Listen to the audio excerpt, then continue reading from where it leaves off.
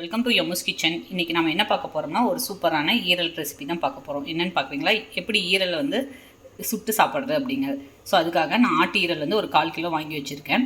இது வந்து நல்லா ஃப்ரெஷ்ஷாக இருக்குது. இதை வந்து நம்ம ஒரு குச்சியில் ஸ்க்யூவர்ஸில் இது பண்ணிக்கலாம். ஸோ இந்த மாதிரி ஸ்க்யூவர்ஸில் ஒவ்வொன்றா இது பண்ணிக்கோங்க. நான் ஸ்க்யூவர்ஸ் நல்லா ஒவ்வொன்றா கொஞ்சம் கேப் விட்டு ஆட் பண்ணிக்கோங்க. இப்போ வந்து ஸ்டவ் ஆன் பண்ணிக்கோங்க. ஆன் பண்ணிவிட்டு சிம்மில் வச்சுக்கோங்க. நம்மளுக்கு வந்து இப்போ நெருப்படுப்பு இல்லாதனால நம்ம ஸ்டவ்வில் தான் இது பண்ண போகிறோம். இந்த மாதிரி நல்லா சிம்மில் வச்சுட்டு ஒரு 5 மினிட்ஸ் அப்படியே காட்டுங்க. அது நல்லா வாட்டி இதாகும். உங்களுக்கு அந்த ஈரல்லேருந்தே ஆயில் எல்லாமே விழுகும். அந்தளவுக்கு சுடணும். கொஞ்சம் ரெடியாகட்டும், நான் காட்டுறேன். 3 செகண்ட்ஸ்க்கு மேலே சுட்டாச்சு. நல்லா அது வந்து அப்படியே எல்லா சைடும் இதாகிட்டுருக்கு. நீங்கள் அப்படியே லைட்டாக திருவி கொடுங்க.